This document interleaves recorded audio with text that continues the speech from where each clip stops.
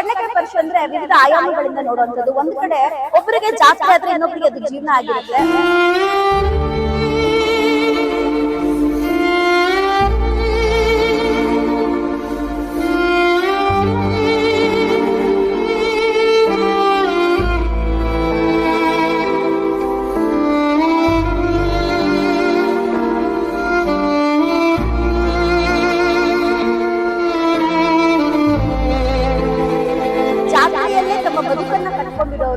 ಈ ಊಟ ಎಲ್ಲ ಏನ್ ಮಾಡ್ತೀರಾ ನೀವು? ಅಡಿಗೆ ಊಟಕ್ಕೆಲ್ಲ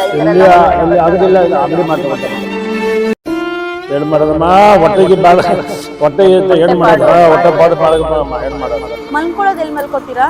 ಮಲ್ಕೊಳ್ಳೋದ ಈ ರೂಮ್ ನಲ್ಲಿ. ಹೌದಾ, ಬನ್ನಿ ತೋರಿಸ್ತೀನಿ. ಹಾ ಸರಿ.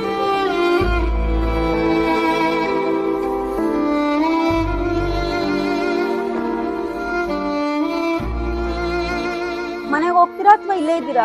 ಇಲ್ಲೇ ಇದ್ದೀವಿ ಮೇಡಮ್. ನಮ್ಗೆ ಇಲ್ಲಿ ಬೇರೆ ಅವ್ರು ಫುಡ್ ಕೊಡ್ತಾರೆ, ಅದಕ್ಕೆ ನಾವು ಇಲ್ಲೇ ಇದ್ದೀವಿ. ಇಲ್ಲೇ ನಿದ್ರೆ ಮಾಡ್ಕೊಂಡು ಇಲ್ಲೇ ಊಟ ಮಾಡ್ಕೊಂಡು.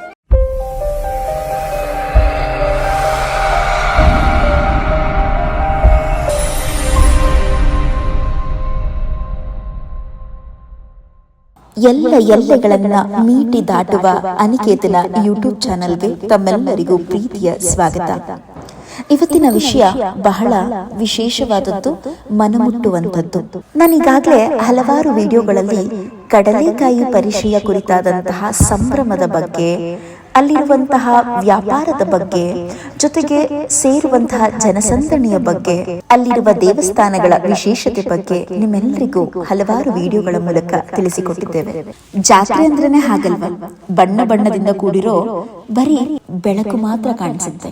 ಆದ್ರೆ ಕೈ ಕೆಸರಾದ್ರೆ ಬಾಯಿ ಮೊಸರು ಅಂತಾರಲ್ಲ, ಹಾಗೆ ದುಡಿಮೆಯ ನಂಬಿ ಬದುಕುವ, ಅದರಲ್ಲೇ ದೇವರನ್ನ ಹುಡುಕುವ ಕಷ್ಟ ಜೀವಿಗಳ ಕುರಿತು ಈ ವಿಡಿಯೋ ನಿಮಗಾಗಿ ಅನಿಕೇತನ ಯೂಟ್ಯೂಬ್ ಚಾನಲ್ ನಲ್ಲಿ.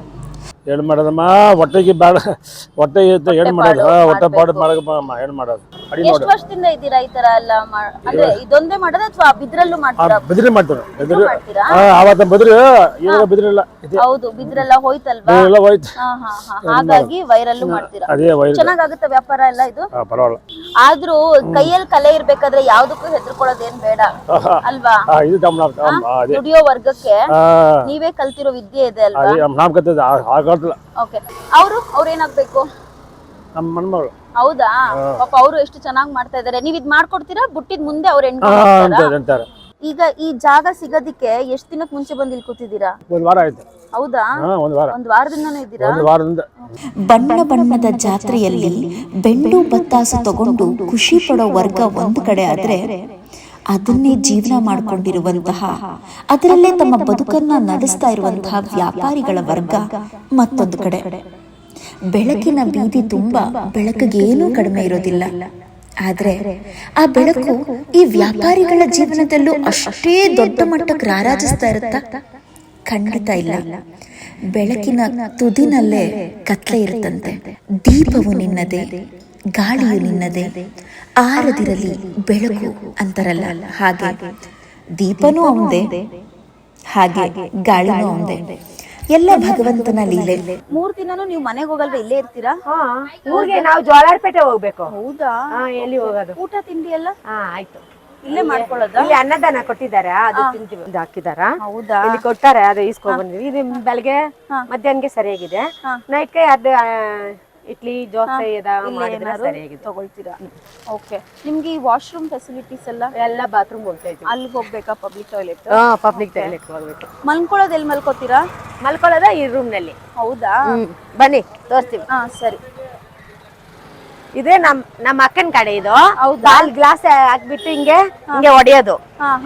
ಇದೆಲ್ಲ ಫುಲ್ ಕ್ಲೋಸ್ ಮಾಡ್ಬಿಟ್ಟು ಇಲ್ಲಿ ಮಲ್ಕೊಳ್ತೀರ 10 ಜನ. ಹೌದಾ? 10 ಜನ ಮಲ್ಕೊಳ್ತೀರಾ ಇಲ್ಲಿ? ನಮ್ಮ ಅಮ್ಮ ಬಂದಿದೆ, ನಮ್ಮ ಯಜಮಾನ್ರು, ನಮ್ ಮಗ ಮರುಮಗ, ಅದ ಅಕ್ಕ, ಅಣ್ಣ, ಪೊಂಡಟಿ ಎಲ್ಲಾರು. ಹೌದಾ? ಇದು ನಿಮ್ಗೆ ಅಭ್ಯಾಸ ಆಗ್ಬಿಟ್ಟಿದ್ಯಾ? ಅಂದ್ರೆ ಇದೊಂದೇ ಪರೀಕ್ಷೆಗೆ ಬರುತ್ತೆ, ಬೇರೆ ಬೇರೆ ಕಡೆಗೆ ಹೋಗ್ತೀರಾ? ಅದೇ ನಮ್ಗೆ ಇದೇ ಬಿಸ್ನೆಸ್. Okay okay. ಇದೇ ಬಿಸ್ನೆಸ್. ಇಡೀ ಫ್ಯಾಮಿಲಿ ಅವರೆಲ್ಲ ಸೇರ್ಕೊಂಡು ಮಾಡ್ತೀರಾ? ನಮ್ಮ ಯಾರ್ಕಿಟೆ ಪೊಯ್ ತಿರಡದಲ್ಲೇ. ಹೌದು, ಯಾರ ಹತ್ರನೂ ಕಿತ್ಕೊಂಡಿಲ್ಲ, ಯಾರನ್ನ ಕಾಸು ಕೊಡಿ ಅಂತ ಕೇಳಿಲ್ಲ.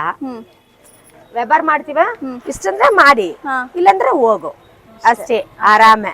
ಪ್ರಶ್ನೆ ಏನಂದ್ರೆ ನಿಮ್ ಮಕ್ಳು ದೊಡ್ಡವರಾಗಿದ್ದಾರೆ ಬಿಡಿ, ನಿಮ್ ತರನೇ ಈ ತರ ವ್ಯಾಪಾರ ಮಾಡಕ್ ಊರೂರು ಸುತ್ತ ಅವಾಗ ಊರಲ್ಲಿ ಮಕ್ಳನ್ನ ಯಾರು ನೋಡ್ಕೊಳ್ತಾರೆ? ಮಕ್ಕಳು ನಮ್ಮ ಅಮ್ಮನ್ ನೋಡ್ತಾರೆ, ನಮ್ಮ ಅತ್ತೆ ನೋಡ್ತಾರೆ, ಅವ್ರು ನೋಡ್ತಾರೆ.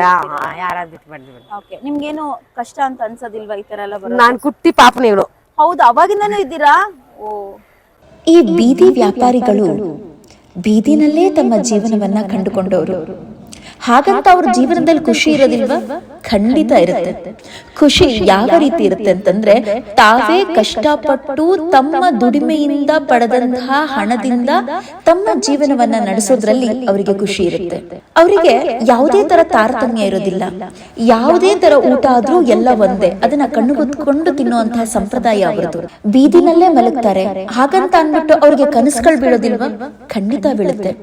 ಕನಸು ಅನ್ನೋದು ಎಲ್ಲರ ಸ್ವತ್ತು. ಅದ್ ಯಾರ್ದೋ ಒಬ್ರು ಸ್ವತ್ತು ಅನ್ನೋದಕ್ಕೆ ಖಂಡಿತ ಸಾಧ್ಯ ಇಲ್ಲ.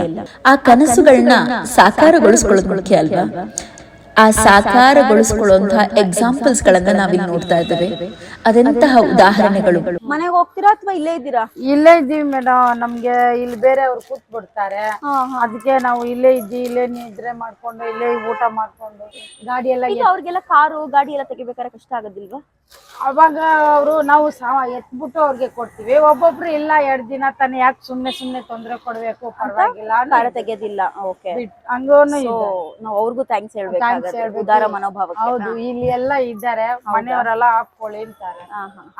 ಒಂದೊಂದು ಜಾಗ ಒಳಗಡೆ ಹಾಕ್ಬೇಡ, ಇಲ್ಲಿ ನಮ್ಗೆ ನೀವೆಲ್ಲ ಗೆಲುಜಿ ಮಾಡ್ಬಿಟ್ಟು ಹೋಗ್ಬಿಡ್ತೀರಾ, ಈ ತರ ಕಷ್ಟ ಎಲ್ಲ ನೀವು ಬರುವಾಗ ಒಂದ್ ಹೇಳ್ತೀರಾ, ಹೋಗುವಾಗ ಒಂದ್ ಮಾಡ್ಬಿಡ್ತೀರಾ ಅಂತಾರೆ. ಒಬ್ಬೊಬ್ರು ಕೆಲವರು ಪರವಾಗಿಲ್ಲ, ಗಾಡಿ ಎತ್ಕೊಂಡು ನಮ್ಗೆ ಜಾಗ ಕೊಡ್ತಾರೆ. ಹೌದಾ? Very nice. ತುಂಬಾ ಚೆನ್ನಾಗಿ ಮಾತಾಡಿದ್ರೆ. ಜೀವನದ ಪಾಠವನ್ನ ಕಲಿಸ್ಕೊಡ್ತಾ ಇದ್ದಾರೆ ಈ ಬೀದಿ ವ್ಯಾಪಾರಿಗಳು. ಅವರಿಗೆ ಚಳಿ, ಗಾಳಿ, ಮಳೆ, ಬಿಸಿಲು ಯಾವುದಕ್ಕೂ ಲೆಕ್ಕಿಸದೇ ಇರುವಂತಹ ಗಟ್ಟಿ ಮನಸ್ಸು. ಇಂಥದ್ದೇ ಗಟ್ಟಿ ಮನಸ್ಸಿನಿಂದ ದುಡಿದಾಗ ಮಾತ್ರ ನಾವು ನಮ್ಮನ್ನ ನಂಬಿಕೊಂಡಿರುವಂತಹ ಸಂಸಾರವನ್ನ ನಡೆಸೋದಕ್ಕೆ ಸಾಧ್ಯ, ಸಂಸಾರದಲ್ಲಿರೋರ್ನ ಕಾಪಾಡೋದಕ್ಕೆ ಸಾಧ್ಯ. ನನ್ನ ಪರವಾಗಿ ಹಾಗೂ ವಿಡಿಯೋ ನೋಡ್ತಾ ಇರುವ ನಿಮ್ಮೆಲ್ಲರ ಪರವಾಗಿ ಇದಿಷ್ಟು ಒಳ್ಳೆ ಕಾಯಕವನ್ನ ಮಾಡ್ತಾ ಇರುವಂತಹ ಬೀದಿ ವ್ಯಾಪಾರಿಗಳಿಗೆ ಹೃತ್ಪೂರ್ವಕ ಧನ್ಯವಾದಗಳನ್ನು ಅರ್ಪಿಸ್ತಾ ಇದ್ದೇನೆ. ಇದಿಷ್ಟು ವಿಶ್ವವಿಖ್ಯಾತ ಜಗತ್ ಪ್ರಸಿದ್ಧ ಐತಿಹಾಸಿಕ ಕಡಲೆಕಾಯಿ ಪರಿಚಯ ವಿಶೇಷತೆ.